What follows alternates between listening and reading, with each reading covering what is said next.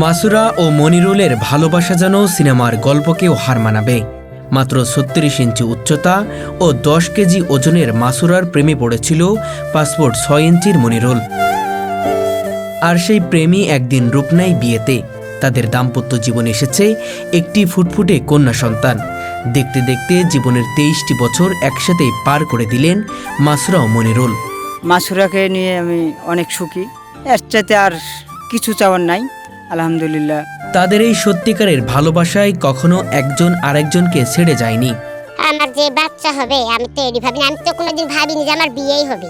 আল্লাহর লিখন আমার বিয়ে দেওয়া হয়েছে, তো বাচ্চা হবে কে দিত আমি তো জানতাম না। আল্লাহ দিয়েছে বলে হয়েছে, আলহামদুলিল্লাহ আমি খুব ভালো আছি। সময়ের সাথে অনেক কিছু বদলেছে, কিন্তু বদলায়নি তাদের একে অপরের প্রতি ভালোবাসা। সুখ দুঃখ হাসি কান্না সবকিছুই একসাথে ভাগাভাগি করে তারা গড়ে তুলেছেন এই দীর্ঘ দাম্পত্য জীবন।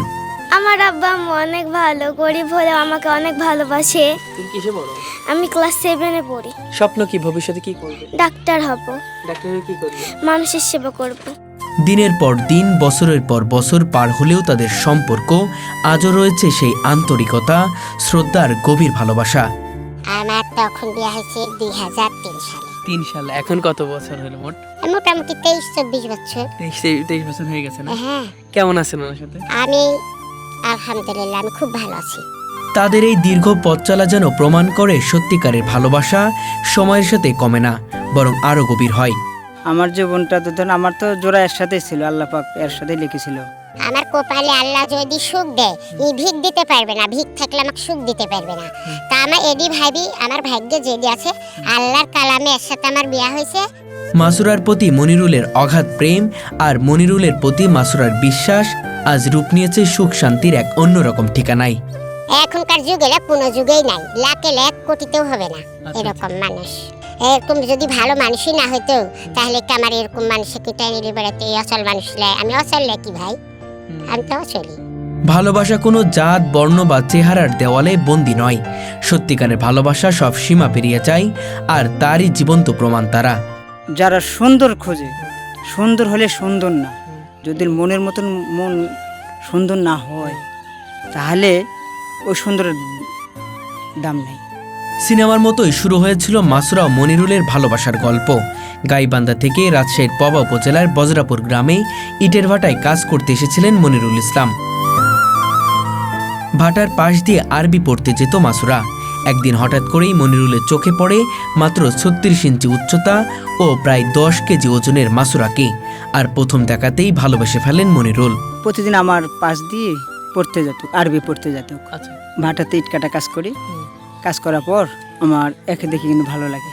একদিন সাহস করে মাসুরার সামনে দাঁড়িয়ে কথা বলার চেষ্টা করেন মনিরুল। তবে অত্যন্ত লাজুক হওয়ায় মাসুরা তেমন কথা বলতে পারত না। ধীরে ধীরে তাদের মধ্যে কথা বলা শুরু হয়।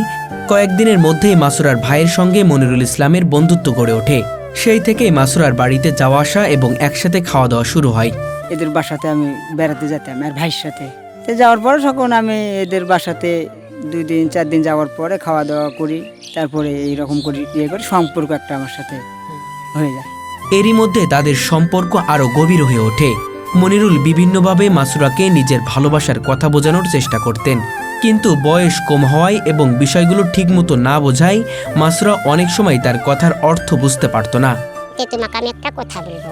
কি কথা বলবে? প্রত্যেকদিন একই কথা কয়, কিসের লাগে কথা কয় রে? প্রত্যেকদিন এই মানুষটা চিনিনি জানিনি, এগুলেন কেন কয়? আমি তো বুঝতে পারিনি। মনিরুল মাঝে মধ্যে বলতেন, তুমি আমাকে ফেলে দিবে না তো? এই কথার মধ্যেই লুকিয়ে থাকতো তার ভালোবাসার গভীরতা। কিন্তু কখনো মাসুরা বুঝতে পারেনি সেই না বলা ভালোবাসার রহস্য। একদিন 2 দিন আমাকে খালি একই কথা বলে, ইয়া আপু তুমি আরে বাসার যে থাকবো আমাকে ফেলা দিবে না? আমি কই যে না ফেলা দিব, আমার আব্বারে তো মেলা ঘর, 5-6টা ঘর, একটা ঘরে আপনি থাকবেন। তবে ধীরে ধীরে কথা বলতে বলতে মাসুরাও যে কখন নিজের মনটা মনিরুলকে দিয়ে দিয়েছে তা হয়তো সে বুঝতেও পারেনি। একদিন হঠাৎ মনিরুল মাঠের মধ্যে ডেকে মাসুরাকে বলেন, তোমাকে নিয়ে একটু ঘুরতে যাব। সরল মনে মাসুরা রাজি হয়ে যায়। একসময় দুজন ঘুরতে যায় রাজশাহী শহরে। সেখানেই মনিরুল মাসুরাকে বলে, আমি তোমাকে বিয়ে করতে চাই। তখন বিয়ের অর্থ ঠিকভাবে না বুঝলেও রাজি হয়ে যায় মাসুরা, কারণ ইতিমধ্যেই নিজের মনটা দিয়ে ফেলেছে সেই মনিরুলকে। রাজশাহীর কাজী অফিসে গিয়ে বিয়ের চেষ্টা করলেও সেখানে বিয়ে হয়নি। পরে কোর্টে গিয়েও তাও ব্যর্থ হয়। এরপর তারা ঢাকার নারায়ণগঞ্জে চলে যায়। সেখানেও বিয়ের চেষ্টা করলেও সফল হয়নি। পরে ঢাকার মিরপুরে গিয়ে চেষ্টা করলেও ব্যর্থ হয় তারা। অবশেষে বগুড়ায় গিয়ে সম্পূর্ণ হয় তাদের বিয়ে। সমাজের কটুকথা এবং দুজনের শারীরিক পার্থক্যের কারণে কোথাও তাদের বিয়ে হচ্ছিল না। যেন তাদের ভালোবাসা এক অসম্ভব চ্যালেঞ্জ হয়ে দাঁড়িয়েছিল। বিয়ের 9 থেকে 10 দিন পর মনিরুলকে নিয়ে মাসুরা নিজের বাড়িতে ফিরে আসে। তখন শুরু হয় এক বড় হট্টগোল। মাসুরার বাবা ভাইয়েরা দা, কাছি ও হাসুয়া নিয়ে মনিরুলকে মারতে প্রস্তুত হয়ে যায়। কিন্তু সেই মুহূর্তে প্রিয় স্বামীর সামনে ঢাল হয়ে দাঁড়িয়ে যায় মাসুরা। সে বলে, যাকে মারতে চান সে আমার স্বামী, আমি তাকে বিয়ে করেছি। এরপর বিয়ের সমস্ত কাগজপত্র দেখিয়ে সবাইকে অবাক করে দেয়। হ্যাঁ, 9 দিনের দিন না আমরা আসছি বাড়ি। আচ্ছা। আর আমার আব্বারা হাসি কাশি সব কিছুলি এক কাটপি। আমি তখন কইছি কাটপি, কাটার আগে আমাক কাটপি, আমাক মারি ফেলবি, তারপরে হলো মারি ফেলবি কইতে। তখন বলছি যে এখন তোরা যা করতে পারবি কর। তখন আমার একটা ফুপাট আমি কাগজটা ফেলাই দিছি, আমার বিয়ের কাবিলনামা। প্রথমে মাসুরার মা বাবা এই বিয়ে মেনে নিতে চায়নি। তাদের ধারণা ছিল বিয়ের কিছুদিন পরেই হয়তো মনিরুল মাসুরাকে ছেড়ে চলে যাবে। কিন্তু সময়ের সাথে সাথে তাদের এই ধারণা ভুল প্রমাণিত হয়। ধীরে ধীরে পরিবার এবং এলাকার মানুষও তাদের সম্পর্ক মেনে নেয়। বিয়ের প্রায় 10 বছর পর তাদের জীবনে আসে আরেকটি আশ্চর্য ঘটনা। মাত্র 3 ফুট উচ্চতা ও প্রায় 10 থেকে 11 কেজি ওজনের মাসুরার গর্ভে সন্তান এসেছে। এই খবর শুনে অবাক হয়ে যায় সবাই। ডাক্তার, পরিবার এবং এলাকাবাসী কেউই প্রথমে বিশ্বাস করতে পারেনি। তবে চিকিৎসকের কাছে পরীক্ষা করানোর পর প্রমাণিত হয় মাসুরা সত্যিই গর্ভবতী। 9 মাসের বেলায় যায় ধরেন 29 দিন মেডিকেলে থাকা লাগছে আমার। সিঙ্গাপুর থেকে একটা ডাক্তার আসছিল মনে হয়। সিঙ্গাপুর থেকে ডাক্তার আসছে? হ্যাঁ, আচ্ছা, এবার? আসলে তারপরে যখন ওই আমার সিজার করে বাচ্চা হয়, ওখানে দাঁড়াইছি, আমার সামনে সিজার হয়েছে। কিন্তু 9 মাস পর পৃথিবীর আলো দেখে তাদের ফুটফুটে এক কন্যা সন্তান। জন্মের সময় সেই শিশুর ওজন ছিল প্রায় 2.5 কেজি। সেই সন্তান মরিয়মই আজ তাদের সংসারের সবচেয়ে বড় আনন্দ। বর্তমানে মনিরুল পেশায় ইটভাটায় কাজ করে, আর সংসারের সব কাজই করে মাসুরা। রান্নাবান্না, গরু ছাগল, হাঁস মুরগি দেখাশোনা, ঘর গোছানো ও পরিষ্কার পরিচ্ছন্নতা সবকিছু তিনি সামলান। এমনকি বাড়ির সামনে ছোট্ট একটি মুদিখানার দোকানও দেখাশোনা করেন তিনি। নেই কোনো ক্লান্তি, নেই কোনো অতিরিক্ত চাওয়া পাওয়া। কাজ করে ফিরে এসে মনিরুল ও মাসুরাকে সাহায্য করেন। রান্নাবান্না থেকে শুরু করে দোকানের কাজ সবকিছুতেই স্ত্রীর পাশে থাকেন তিনি। আজও মাসুরার প্রতি মনিরুলের ভালোবাসা যেমন অটুট, তেমনি মনিরুলের প্রতিও মাসুরার গভীর ভালোবাসা রয়েছে। তাদের মধ্যে নেই কোনো অভিযোগ, নেই কোনো প্রতিযোগিতা। দুইজনই একে অপরের সুখ দুঃখ ভাগাভাগি করে তাদের কন্যা সন্তানকে নিয়ে সুখে শান্তিতে জীবনযাপন করছেন।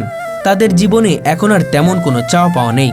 একটাই স্বপ্ন, তাদের সন্তানকে মানুষের মতো মানুষ করে গড়ে তোলা, আর এভাবেই বাকিটা জীবন একে অপরের হাত ধরে কাটিয়ে দেওয়া। মাসুরা ও মনিরুলের ভালোবাসা আমাদের শেখায়, ভালোবাসা কোনো বয়স, চেহারা, জাত বা বর্ণ মানে না। সত্যিকারের ভালোবাসা সব বাধা পেরিয়ে একে অপরের পাশে থাকার শক্তি দেয়। আজ মাসুরা ও মনিরুল তাদের ফুটফুটে কন্যা সন্তানকে নিয়ে সুখে শান্তিতে জীবন কাটাচ্ছেন।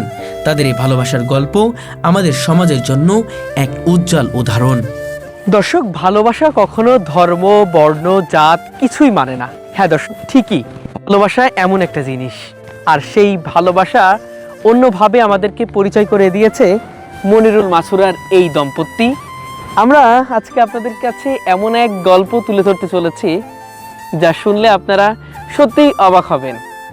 আমার পাশে দেখতে পাচ্ছেন রয়েছে মনিরুল এবং ঠিক তার পাশে হলো মাসুরা, যাদের দুইজনের সম্পর্ক আমাদেরকে চোখের ভিতর আঙুল দিয়ে দেখিয়ে দেয় ভালোবাসা কতটা পবিত্র, ভালোবাসা কতটা বিশ্বাস, ভালোবাসা কতটা পবিত্র। হ্যাঁ, আজকে সেই গল্পটা আপনাদের কাছে তুলে ধরার চেষ্টা করব।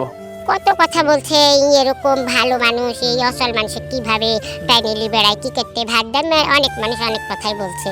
কিন্তু আমার স্বামী তো এটা মনে করেনি। মনে করলে তো আর আমাকে এতদিন ভর টানতো না। আমার বয়স এখন 38 বছর। আপনার ওজন কত? এখনো ওজন 10-10.5 কেজি হবে। আগে একটু ওজন বেশি ছিল, রোজা করতে লেগে আরো শুকাই গেছি।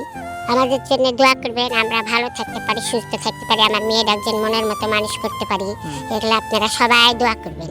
দর্শকের কাছে একটাই আমার চাওয়া, আমাদের জন্য যেন সবাই দোয়া করে আমরা যেন ভালোভাবে থাকতে পারি।